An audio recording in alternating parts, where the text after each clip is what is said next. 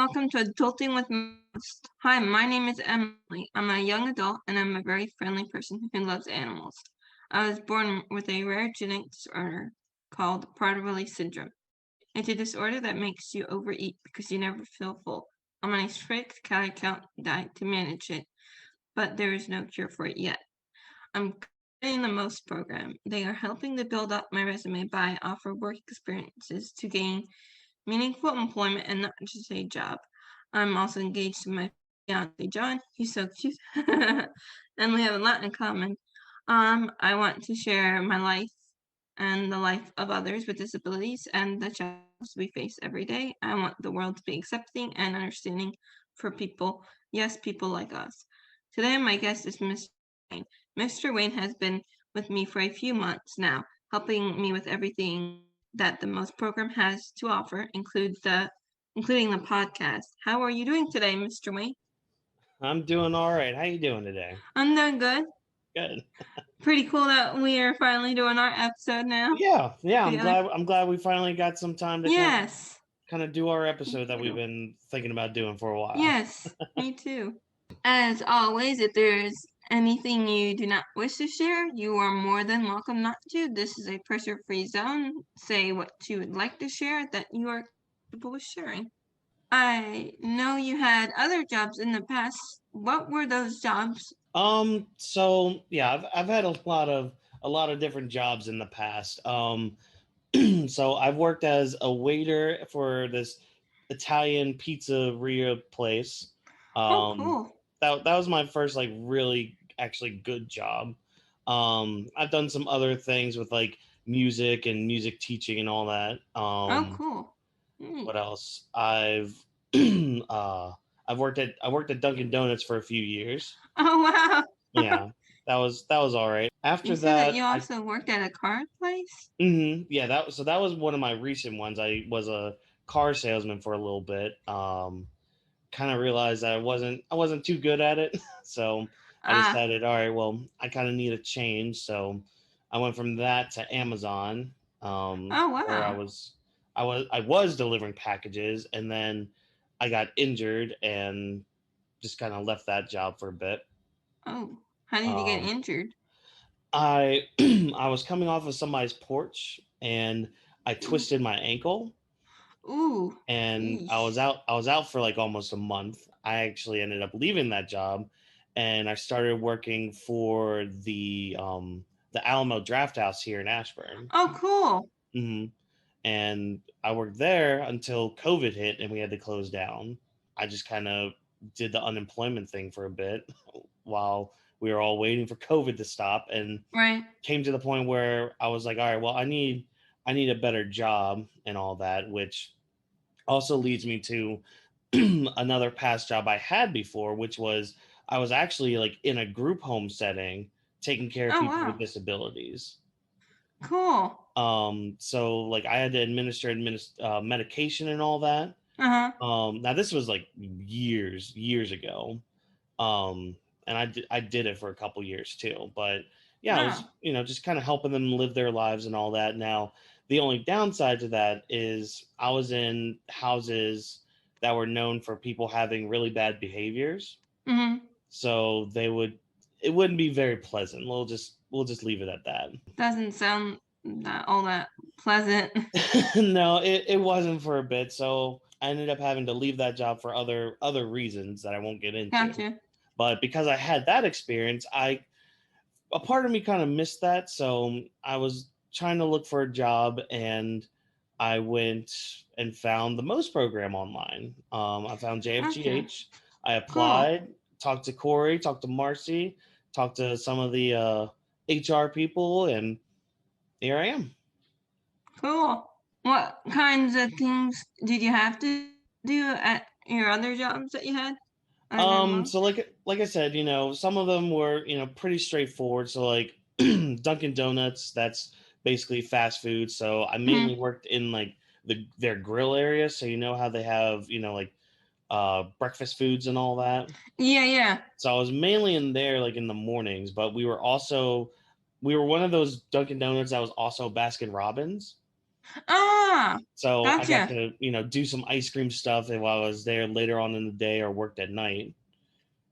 gotcha. Um, yeah, that, Cool. that was that was basically what I did there. The waiting jobs, pretty straightforward as well. And I guess the only one that I didn't really talk about more was when I was kind of in like schools teaching music a little bit. I actually went to college for music education. Oh, interesting. So I was trying to get, just some experience in the field. So I was Uh-huh. actually in Purcellville Oh, teaching wow. marching band stuff Huh, for a couple years. So, cool. and I mean, that's just, That's teaching near where music. Avery lives. My friend Avery lives that Yeah. we had on Hmm. before. Yeah. And yeah, that's just basically, teaching music, whether it's the notes that they're playing or the formations they have to do since it was marching band and all that, just things like that. So, Cool. How do you get along with your coworkers, supervisors, and customers? I got along with them pretty well. I don't really have a lot of issues with people. I try to, talk to people if I have an issue with them or, talk about problems that I might have. Hmm. Because communication is key if you have a problem Right. with somebody. I mean, the struggles I really faced, it was mainly like paperwork stuff or like I mentioned with my Amazon job, that was mainly like, Yeah, getting it yeah, just getting kind of like thing. things through. So it's mainly just things like that. But I guess the one thing I learned from all that is just patience, because HR departments, they like to take their time with things. So What led you to work at the most program? so like I said, I found JFGH, and I applied. I saw that they had an opening for their day program here in Loudon, and I found that the Loudon area was fairly new, new Hmm. enough to where as soon as they opened, they had to close because of COVID. I really liked the organization. I liked what they stood for, and I liked being in this field again. So it kind of filled me with something that I've been missing for a while. What do you like about working with the most programs so far, rather than working in the group home setting? So with the group home settings, it was mainly the hours. So with the hours with my group home, I was working there from about 2:30 in the afternoon till 10 o'clock at night. And then it got to the point where I became a house lead. So I was basically in charge of one of the houses. And on top of that, I ended up starting to do a lot of overnights on top of my normal work hours. Holy So cow.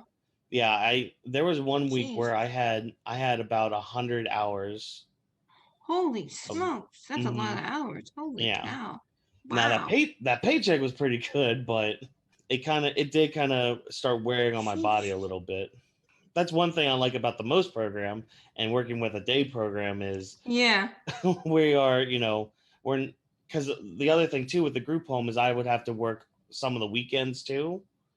Um, Oh, so I didn't get a jeez. chance sometimes to like see my family and all that because their schedule it was like a 12-hour day. With the most program schedule, it's Monday to Friday, 8 to 4. I like that because then I can plan Yeah. around that. I can plan a lot easier than that. Plus, I also really like being able to talk to everybody. So one of the things I really like Yeah. to is, getting on these Zoom calls, Yeah. as I wish we could be in person, but this is also pretty good It too because I it get to. it's pretty good because you get to know them Mhm, before you actually have to do the real stuff that exactly. the most wants. What kinds of things do you do at the most program with the participants and staff? So some of the things I normally do, I'll be, on these calls for one, so doing these one-on-one group discussions and all that. Also joining in on any of the group meetings, so career prep, cooking class. Some of the other things I've been doing, in the backstage. So, you know, trying to help Corey out with reopening the Loudonmost program, trying to figure all that out with her. also I've been, editing and working on your podcast as well. Yes. So we've been doing that together and all that. When did you realize you like helping people with disabilities? So this kind of ties in with when I realized I just like to help people. It was back when I was in college and I was teaching some lessons and all that. Ah, cool. Um and I was just sitting there, and the girl I was teaching, she like had a breakthrough and all that. So she like figured something out and she started like excelling really well one week, and then just kind of sat there. I was just like, man, I really love this. I love seeing the growth in people and seeing where they start from to where they end up. And that led to people with disabilities with, my group home job, where I realized that the one guy I was with, he wasn't completely nonverbal. He knew a couple like phrases and all that, but he was mainly somebody that you had to, watch his body language and all that. But I realized that, through some time, he actually started picking up on a lot of things that I did. And I was like, Oh, okay, wow. if that's the case, let me try to expand on that. And so he started trying to do more sentences. So we had like a whiteboard that we would ask him to go to. And if he wanted something, like we had some of his most known phrases, like I want to go for a ride, because he really liked going on car rides, or he wanted to watch a movie or something. We Mhm. actually had a whiteboard, and we started with him just kind of like pointing out the words that he wanted. So he was starting to form sentences and starting to communicate a lot more. So that's when it like started to click with me more about helping people with disabilities, because I started feeling that feeling again, where I Yeah. was seeing somebody that I was seeing the growth in somebody. And that's just been my thing, is seeing somebody's growth. How did you first meet your fiance? um so funny story, we actually met online. Oh, wow. Yeah, so we actually met online on a site. We got to talking a little bit. I took her to see Infinity War. Had a great time on the first date. Fun fact, it was also on Cinco de Mayo.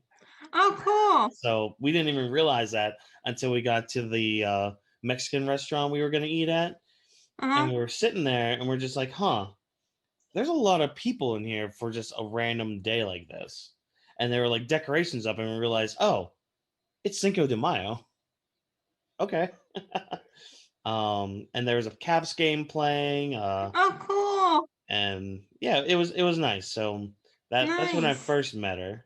Did you get to hear any Mexican music while you were at the Hmm. Mexican restaurant? Oh yeah, they had a lot of music playing, so it Oh, was a big old cool. party they were having. Oh, wow. Yeah. Cool. How did you know that she was the one? As cheesy as it might sound, probably from our first conversation.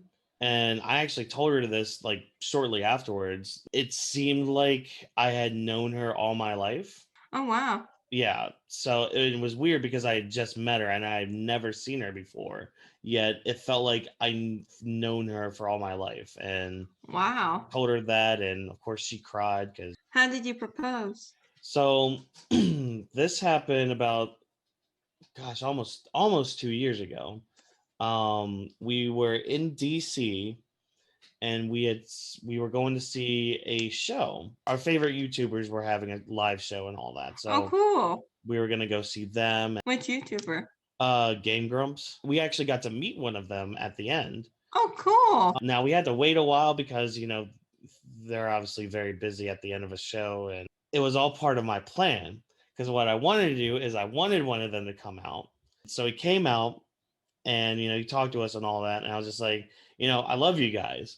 And then I kind of went into this speech about how I love somebody even more, and then I turned around and proposed to her. It's actually pretty cool. Cool. Yeah. Um, when are you guys planning? COVID kind of put a damper on planning and all that, so Ah, we kind of took a pause on that. But about couple months ago, we decided, okay, well, things are kind of starting to die down. right, Both of our families are starting to be vaccinated and all that, so we decided, okay, let's kind of start planning something. So right. we're actually going to have just like kind of like a small wedding with some close family and friends. Gotcha. But we're Cool. planning that for October. Oh wow! Yeah. Congrats. What is your favorite TV shows, movies, games, colors, activities? TV shows, I mean, I'm a big nerd, so I like a lot of like animated stuff. I'll watch like anime and all that. Recently, I've been watching the Batman animated series from the Ah, 90s. And then real life stuff, I mean, I like things, like The Office and all that. mm, Recently watched a show called Community. Well, rewatched it, I guess. Movies, I mean, I like a lot of stuff that like will make me laugh or have a good time and all that. yeah, same. Um, Not a lot of action movies now. They kind of make me feel dizzy a little bit. Yeah, that Um, sometimes happens to me too. yeah. Activities. I mean, I like to go out for walks as much as I can. Drive around a little bit, play video games Gotcha. and everything. What are your favorite video games? I like a lot of games that are story oriented. Some ones that have like a story to them. What are your hobbies? So some things I like to do outside of the most program, besides like playing video games and all that, I actually do my own YouTube channel, where I actually talk about all that nerdy stuff that I was talking about earlier. Um, Gotcha. I'll talk to some friends of mine on there as well. I'll play video games online too for people as well, like on Twitch or something. So yeah. What are some things you like to do with your family, friends, and fiance? I mean, obviously, we like to get together and just kind of cook out and have a couple drinks and all that. That's usually the simplest kind of thing. We've gone to some baseball games in the past. It's mainly just kind of getting together and just hanging out because, my brother and sister, they Gotcha. have kids right now. Wow. So How is your family life?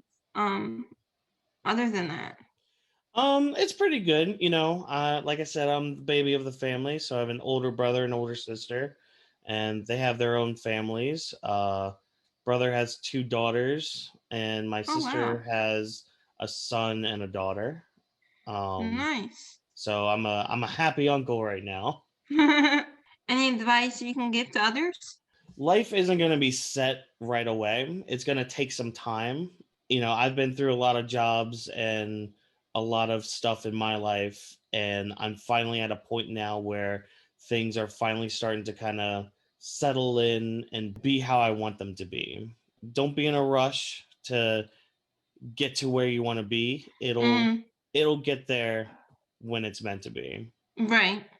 Well, with that, I think we can call this an episode. I want to thank Mr. Wayne for coming on and talking to me about your experiences. Any final words, Mr. Wayne? Um, well, I'm glad we were finally able to do this episode. Me too.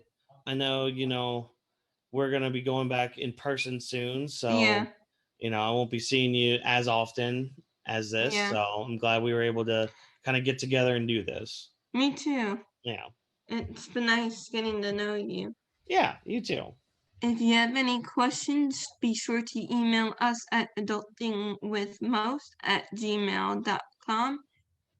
Again, thank you for coming on, Mr. Wayne, and thank you for listening to Adulting with Most. Check on the YouTube channel Adulting with Most for the video version of the podcast, as well as how-to videos with Patrick. I have been your host, Emily, and until next time.